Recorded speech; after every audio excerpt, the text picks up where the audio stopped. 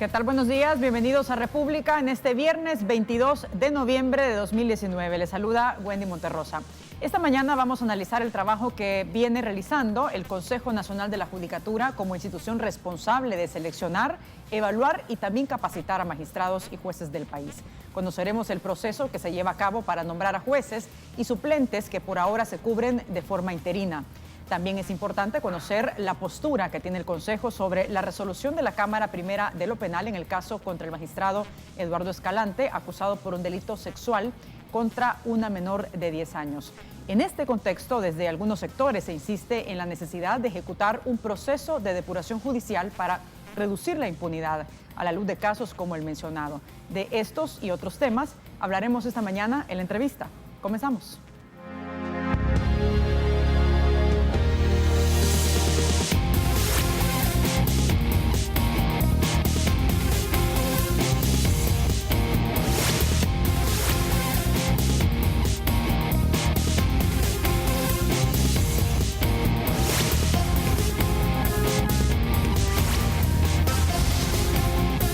Bien, y como ya lo mencionábamos en la introducción de este espacio, vamos a conocer esta mañana el trabajo que viene realizando el Consejo Nacional de la Judicatura. Pues ya les poníamos en contexto y damos la bienvenida a María Antonieta Josá de Parada, presidenta del Consejo Nacional de la Judicatura. ¿Cómo está? Bienvenida. Muy buenos días y estoy muy bien y sobre todo muy contenta de que ustedes nos hayan dado este espacio, ¿verdad? Para que todo el televidente y la ciudadanía pueda perfectamente pues escuchar cuál es la labor que realiza el Consejo Nacional de la Judicatura en sus tres áreas sustantivas, los logros y también los desafíos que tenemos para ir concluyendo nuestro proceso de gestión en estos momentos, ya que llevamos ya 3 años y en 3 años se ha podido hacer mucho. A ver, hay suficiente tiempo como para poder hacer un balance, ¿no?, de todo el trabajo que ustedes han estado realizando, pero de manera breve, Presidenta, ¿cuáles son los ejes centrales para que la gente tenga un poco más claro el trabajo del Consejo que han venido ustedes trabajando en esos 3 años que lo presiden? Sí, definitivamente es bien importante que la ciudadanía conozca que el Consejo Nacional de la Judicatura nace de los acuerdos de paz como una institución independiente, tanto administrativa como presupuestariamente. Cuando decimos independiente, nos referimos a estar separados de lo que es el órgano judicial, porque las funciones sustantivas del Consejo Nacional de la Judicatura, antes de su existencia, estaban a cargo del órgano judicial. Pero a partir de los acuerdos de paz y como una de las funciones principales del fortalecimiento del Estado de Derecho, fue que surge el Consejo Nacional de la Judicatura, principalmente como un ente garante de la independencia judicial. A ver, en todo este trabajo, bueno, los 3 ejes principales que tiene el Consejo, que es la parte de selección, evaluación y también capacitación de jueces y magistrados, me quiero detener en la parte de selección porque hasta el momento se conoce que hay un retraso en el nombramiento de los jueces. Están trabajando muchos de manera interina. ¿Por qué razón? ¿Qué está atrasando este proceso? Bueno, nosotros en el año 2017 tuvimos alrededor de 48 ternas que se despachan, pero antes quizás me gustaría explicar que el Consejo Nacional de la Judicatura no actúa a iniciativa, sino que es la Corte Suprema de Justicia la que nos hace los requerimientos o las solicitudes para que iniciemos los procesos o el proceso específico con relación a alguna vacante, ya sea en propiedad o en suplencia. Este proceso ha llevado tiempo y yo lo puedo percibir por varios motivos. Recuerde de que la Corte Suprema de Justicia se integró nuevamente cuando salieron los magistrados en el año 2018 y pasó algún tiempo en todo este proceso, digamos, acéfala, ¿verdad? Y luego los nuevos que se integran, que fueron para conformar los 15, fueron 5, pues eso le llevó también un tiempo.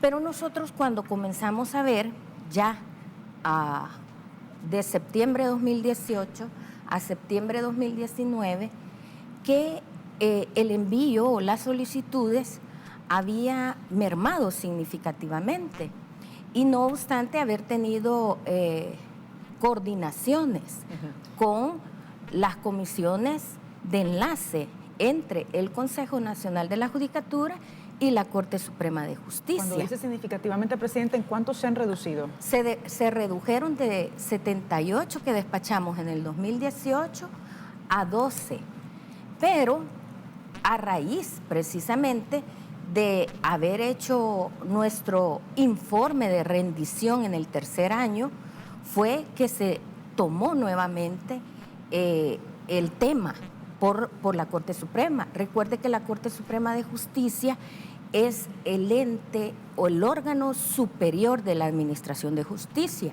y sobre esa base ellos tienen infinidad de funciones y una de las más principales es administrar justicia, juzgar y hacer ejecutar lo juzgado.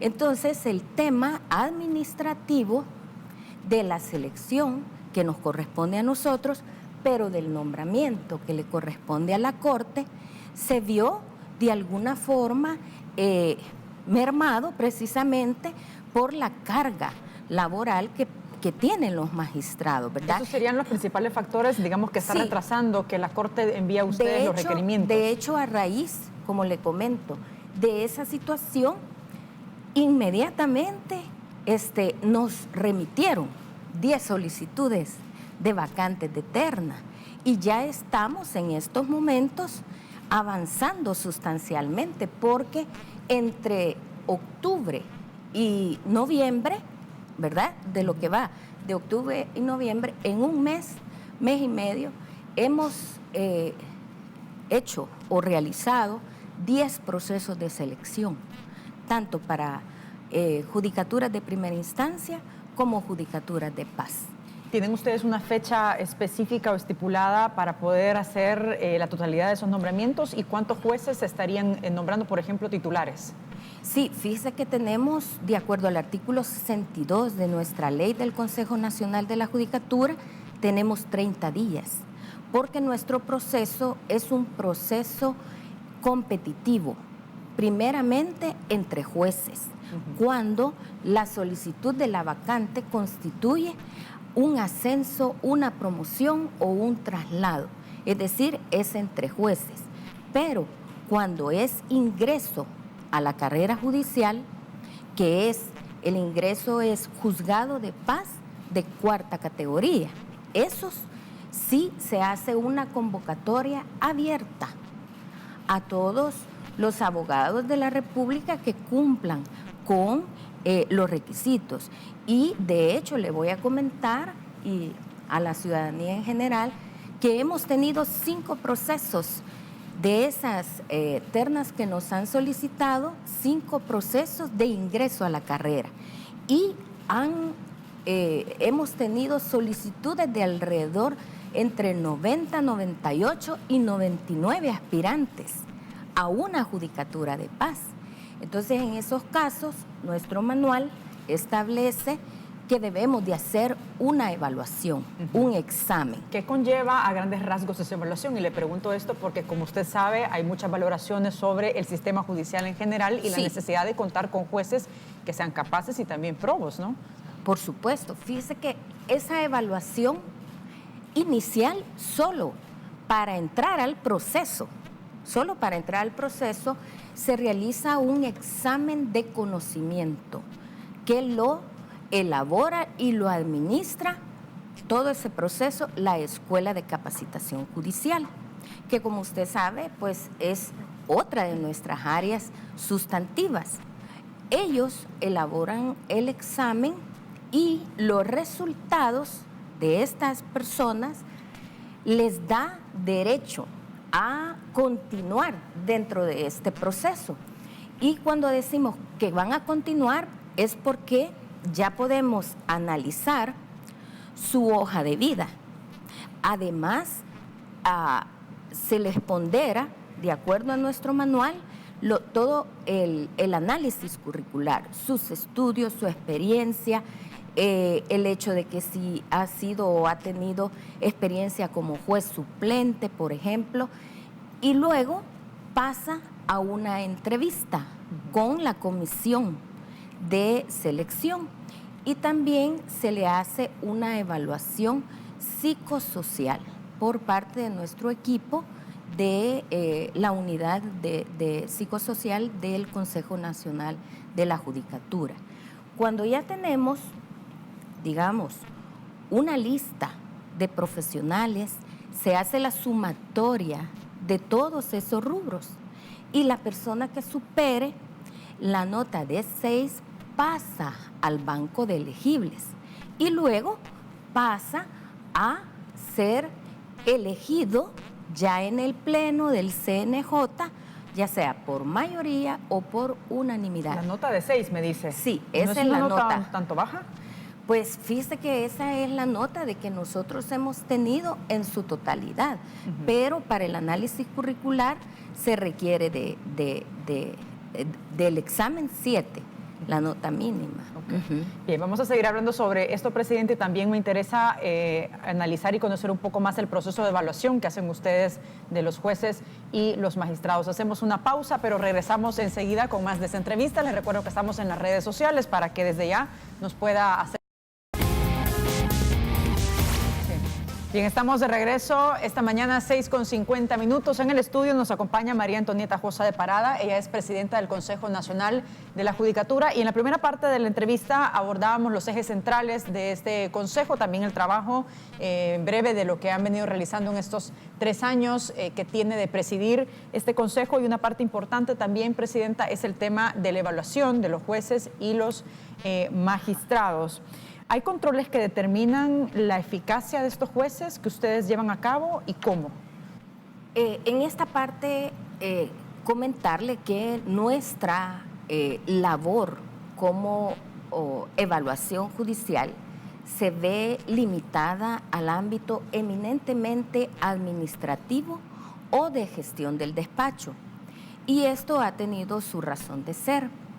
Cuando surge el Consejo Nacional de la Judicatura, la facultad de evaluación judicial no estaba en la Constitución de una forma expresa. Y eso generó que abogados de la época interpusieran un recurso de inconstitucionalidad sobre la creación de la ley del Consejo Nacional de la Judicatura. Y el resultado de esto fue, entre otras cosas que se alegaron, es de la delimitación entre la evaluación del desempeño y la evaluación del juez como consecuencia para una suspensión o una remoción en el cargo, es decir, por faltas disciplinarias de la ley de la carrera judicial. Entonces, ¿qué significa esto? Que garantes el CNJ de la independencia judicial, no podemos dentro de nuestra evaluación entrometernos en las decisiones del juez. No podemos evaluar el fondo de sus sentencias.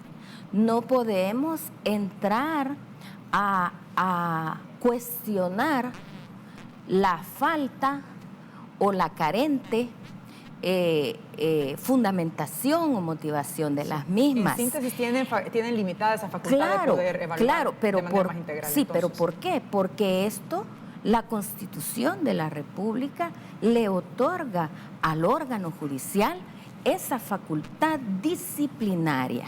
Entonces, cuando usted me habla de quién suspende a los jueces o quién remueve a los jueces y quién tiene esa facultad, es la Corte Suprema de Justicia, a través de la sección de investigación judicial. Ahora bien, nuestro trabajo, ahora que ha cambiado sustancialmente, sí procura medir la eficiencia y la efectividad del juez en relación a la respuesta que dé a la ciudadanía. ¿Cómo miden ustedes esa efectividad? Hay diferentes parámetros o criterios de evaluación y uno de ellos tiene que ver precisamente, y aquí se establece en esta parte, si me permite, diferentes criterios. Por ejemplo, nosotros tenemos la estructura de nuestra normativa y las formas de evaluación. Se desarrolla una sola evaluación presencial. Hay un equipo de evaluadores que va a los juzgados y que verifica para el caso el foliaje efectivo de todos los expedientes, el cumplimiento de los plazos de los jueces en cuanto a la emisión de sus resoluciones y la carga laboral.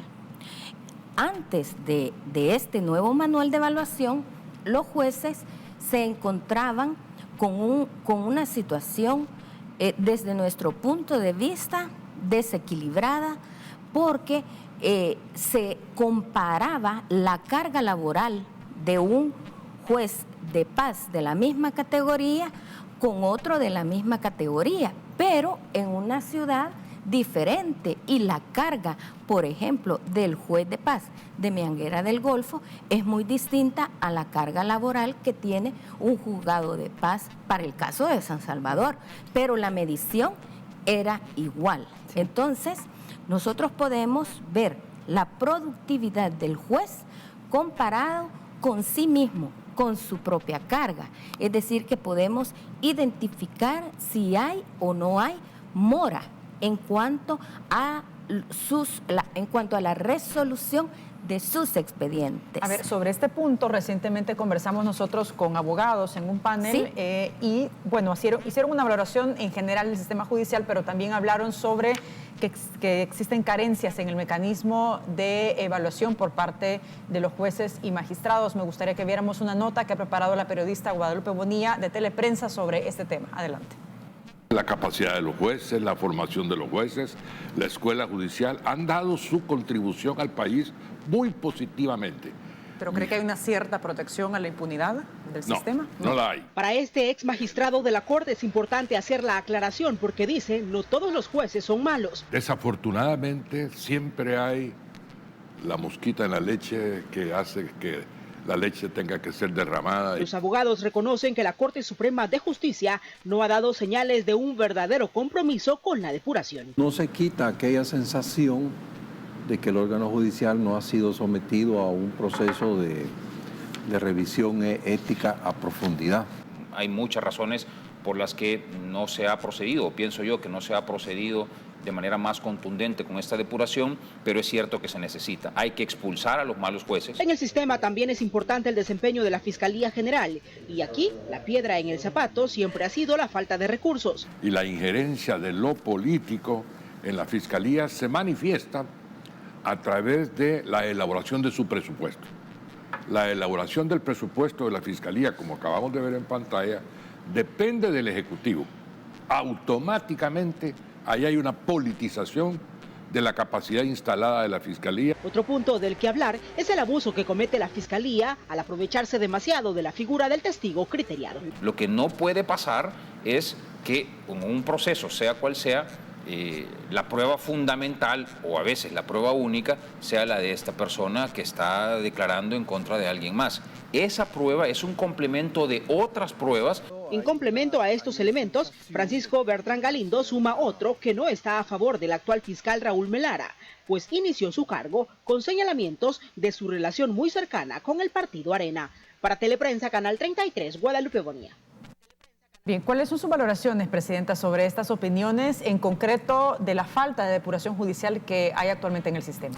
Sí, yo más que de depuración judicial hablaría de una renovación, ¿verdad?, del sistema judicial, porque la depuración pareciera, además de que me parece que es un término, ¿verdad?, bastante peyorativo, la verdad, debo de decirlo de esa manera, lo que necesitamos es una renovación, porque en todos los países y en las cumbres judiciales, nosotros hemos podido, todos los países de Iberoamérica, donde se reúnen presidentes de Corte y de Consejos Nacional de la Judicatura, hemos podido encontrar que ese tema, al llamado depuración, es constante, es un problema generalizado, porque siempre vamos a encontrar funcionarios judiciales probos, pero también podemos encontrar algunas, ¿verdad?, decisiones o algunas situaciones que se presentan y que de hecho la Corte Suprema de Justicia ha actuado, ya sea de oficio o por denuncias. Y aquí tenemos para el caso el dato que el año pasado la Corte Suprema de Justicia, y este es un dato que viene de el portal de transparencia.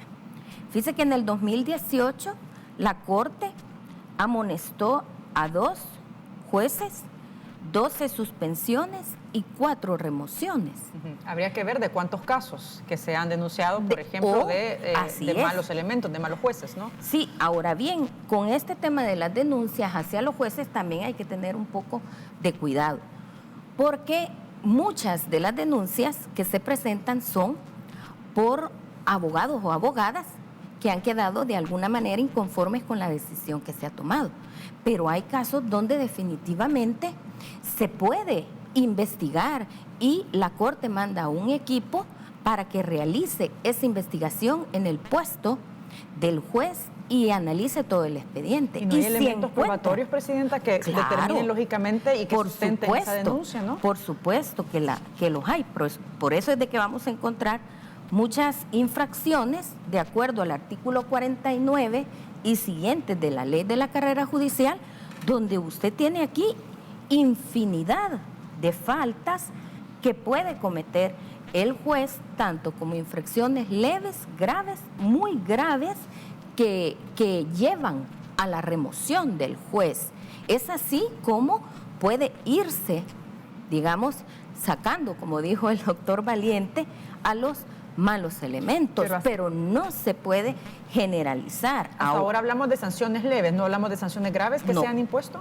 Sí, claro, por ejemplo, las 4 remociones son graves porque han sido removidos, y aquí viene ejecutar actos graves de inmoralidad en la oficina donde se trabaje o fuera de ella, ingerir bebidas embriagantes, causar maliciosamente daños materiales en los edificios, máquinas, no asistir a sus labores, es decir, abandonar, no practicar las diligencias judiciales a que está obligado, o negarse a concurrir a los actos que requieren su presencia, firmar resoluciones, estas resoluciones en blanco, por ejemplo. Entonces sí tenemos, como le digo, y mire, las causas de remoción: haber sido suspendido, ineptitud o ineficiencia manifiesta en el desempeño de su cargo, abuso de autoridad, inasistencia de labores, haber sido condenado por delito, pues obvio, ¿verdad? Sí. Solicitar o recibir dádivas, promesas, favores, todo esto tiene que ver con la ética y entra dentro de lo que sería acciones o actuaciones de corrupción. Pero para eso necesitamos una denuncia y necesitamos una investigación y por supuesto darle el derecho de audiencia, ¿verdad? Porque al igual que cualquier persona denunciada, debe de garantizársele la presunción de inocencia. Entonces habría que cruzar entonces esas sanciones, esas 4 remociones y sanciones que se han hecho con o versus las denuncias que ha recibido el sistema, para ver realmente cuánto se ha resuelto en este tema de remover a los a los jueces que se demuestra esta falta muy, muy grave. Presidenta, tengo que hacer una pausa, pero vamos a regresar enseguida con más. Y hay un punto que quiero preguntarle también, y es su posición sobre el caso del magistrado Eduardo Escalante. Vamos a hacer un corte, regresamos enseguida con más de República. No nos cambien. Bien, estamos de regreso esta mañana conversando con María Antonieta Josa de Parada. Ella es presidenta del Consejo Nacional de la Judicatura. Y antes de entrar al tema de la resolución de la Cámara Primera de lo Penal sobre el caso del magistrado Eduardo Escalante por el delito de agresión sexual contra una menor que fue acusado por la Fiscalía, me gustaría terminar un poco y concluir el tema de las capacitaciones que ustedes dan a los jueces y a los magistrados. ¿Cuál es el proceso de capacitación y qué tanta capacidad tienen ustedes para poder formar o capacitar a todos los jueces que tiene el país? Bueno, nosotros tenemos una escuela de capacitación judicial reconocida constitucionalmente y tenemos la capacidad, aunque quisiéramos tener mucho más, pero nosotros recibimos mucho apoyo de la cooperación y nuestros principales destinatarios son magistrados, magistradas, jueces y juezas. Y en el Pleno del Consejo Nacional de la Judicatura aprobamos el plan de capacitación anual sobre la base de nuestros objetivos estratégicos, que es precisamente fortalecer las capacidades de los jueces, juezas, magistrados, magistradas. Vea usted que en esta parte nosotros para el caso estamos impartiendo no solamente la capacitación continua, sino también la capacitación especializada. Y la capacitación especializada se desarrolla para jueces de paz que quieran ascender dentro de la carrera judicial. Es decir, que nosotros preparamos concursos especializados, ya sea en civil y mercantil, familia, contencioso administrativo, aquellos funcionarios judiciales que quieran promocionarse, para que ellos estén preparados para esos efectos. Es ahí donde se vincula la capacitación con la selección y por consiguiente con la carrera judicial. Es decir, de que vamos promoviendo, pero fíjese que yo quisiera informar que nosotros hemos estado dando temas de relevancia para el caso, los delitos informáticos.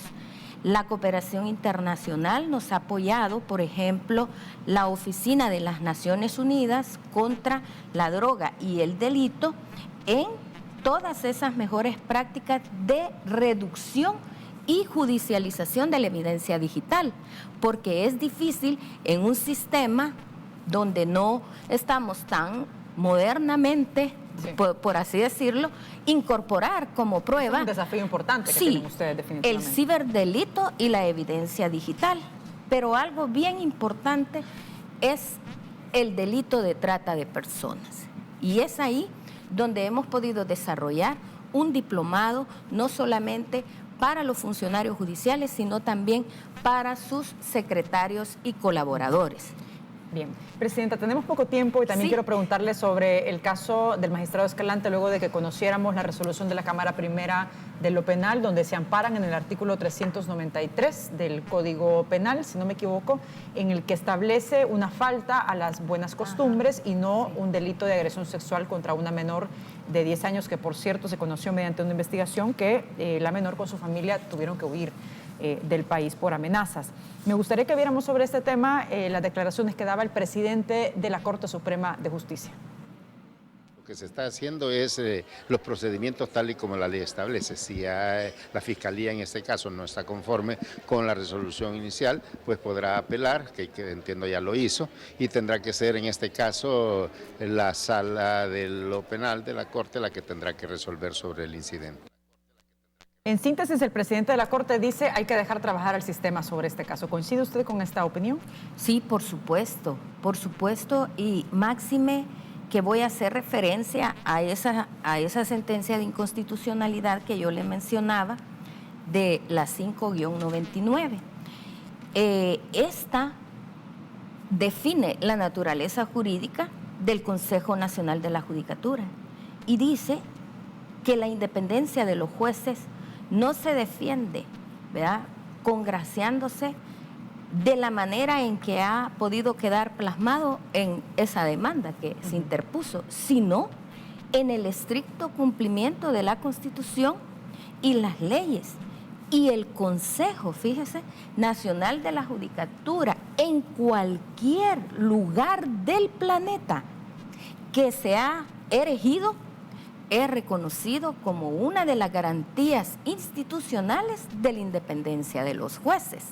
Entonces, sobre esa base, cuando no hay consejo de la judicatura o de la magistratura, en otras latitudes, no hay una verdadera existencia de la independencia de los jueces. ¿Y cuál es su postura, presidente, en concreto sobre esta resolución de la Cámara Primero de lo Penal? Pues la posición es eminentemente institucional, porque la Corte Suprema de Justicia va a tener que resolver, la Sala de lo Penal, sobre esa situación que se ha presentado con esa decisión. No podría entrar bajo ningún punto de vista a analizar o dar mi punto de vista sobre el contenido misma de la sentencia doble de la resolución, porque eso sería una violación grave a la independencia que tienen los magistrados y jueces en sus decisiones, y que además todo lo que ha girado en torno al caso es y pone en riesgo la independencia de los jueces. Sin embargo, usted recientemente daba una opinión y decía Sí. que había un tema de subsunción. Me gustaría que nos explicara, por favor, para que la gente pueda entender, y que habían faltado algunos elementos que incluir en este caso. Podría, ¿verdad? Esas fueron mis palabras. Podría. ¿Por qué razón? Vea, yo he traído un caso como tantos en este país, donde los problemas de interpretación de las normas podrían considerarse de gravedad, y que son las instancias a través de los recursos, ¿verdad?, que se interponen como medios de control. Fíjese que los medios de control establecidos por las leyes son los que nos dan la garantía de cuál será la mejor decisión. Este caso es un caso realmente grave, y como está público y está ya cerrado, es el caso 309C-2015 de la Sala de lo Penal. Pero quiero comentarle, el hecho fue este: una niña que venía de su escuela es abordada por su tío, es, vea, tirada al suelo. El tío se bajó el pantalón, le quitó la ropa interior, le desabotonó la blusa, y luego sintió ella que él eyaculó en ella. El agresor escuchó ruidos, se levantó y se fue. Pero antes le dijo: si decís algo, mato a tu mamá y a vos te llevo para Honduras. Este caso, tal cual, fue conocido en el juzgado de paz, en el juzgado de instrucción, en sentencia y en la Cámara, o sea, todas las instancias, por acoso sexual. Esa fue la calificación que se le dio. No obstante que la Fiscalía desde el principio había acusado por agresión sexual en menor o incapaz. Entonces, ¿qué es lo que hubo en este caso? Hubo un problema de subsunción. Entonces hablamos de un problema, para poder entender mejor, de interpretación de la ley, Así o es. si nos remitimos al caso estrictamente del magistrado Escalante, pudiesen los jueces haber utilizado otros elementos del mismo Código Penal, por ejemplo, el artículo 392 del inciso 4, y no aplicar el 161, que habla de agresión sexual propiamente en contra de una menor, con o sin violencia. Bueno, los tipos penales están redactados, desde mi punto de vista, de una forma que incorporan una serie de verbos rectores. Y esos verbos rectores usted los puede encontrar en casi todas las disposiciones, y solo cambia o puede cambiar un elemento. Por ejemplo, ¿hay en este caso o no violencia? Desde su punto de vista, digamos, en este que le comento. ese fue el dato disidente entre toda la primera instancia, la segunda instancia y la Cámara. Me doy a entender, como pudo haber utilizado cualquier otro, pudo haber utilizado el que utilizó. ¿Qué es lo que va a determinar cuál fue la decisión, correcta o no? Será la decisión que tome la Sala de lo Penal. Y más puede allá, determinar, Presidenta, por ejemplo, si los jueces en algún momento y de esta forma de cómo interpretan la ley, pudiesen utilizar elementos jurídicos para, en este caso el magistrado Escalante, para verlo favorecido por ser magistrado. ¿Se puede determinar eso, por ejemplo, en la Sala de lo Penal? eso es bien subjetivo. Realmente para hacer una aseveración de ese tipo habrá que probarse, ¿verdad? ¿Pero es factible probar eso realmente? Pues eso dependerá, ¿verdad?, de las denuncias que se hayan hecho. O sea, no es per se. Y la sala como tal no puede entrar a eso. Ella está limitada a la cuestión eminentemente de derecho. ¿En qué término? Si se aplicó o no adecuadamente la ley, en este caso la ley penal. Eso es lo que ocurre. Entonces, esto que ha sucedido nos debe de llevar realmente a que se haga una revisión integral de este tipo de delitos. Vea, yo inicié mi carrera, disculpe que me refiera a mí, inicié mi carrera como abogada, como fiscal de delitos sexuales. Niños, niñas, adolescentes y mujeres. Es algo que y le estoy hablando hace más de 25 años, que se ha mantenido. Y hemos avanzado significativamente porque antes la víctima no tenía voz, no era considerada testigo. Es más, la víctima, imagínese usted, que podían casarla con su agresor y de esa manera se daba por terminado el hecho. Presidenta, pero ya para finalizar, ¿sí usted cree que se pudo haber aplicado otro artículo del Código Penal que establecía el delito de agresión sexual, por ejemplo?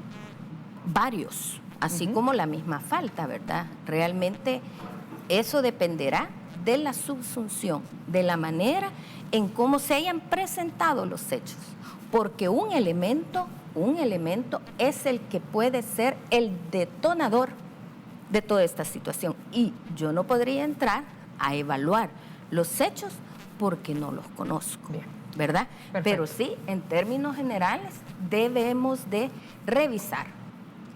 Con esto cerramos. Le agradezco mucho por habernos acompañado. Muy amable. Muchas gracias. Lamentablemente hubiera querido. No hay mucho tiempo, pero vamos a tener tiempo para conversar más adelante. Sí, Muchas y gracias a la teleaudiencia también. Perfecto. Hacemos pausa, regresamos enseguida con más de República. No nos cambie.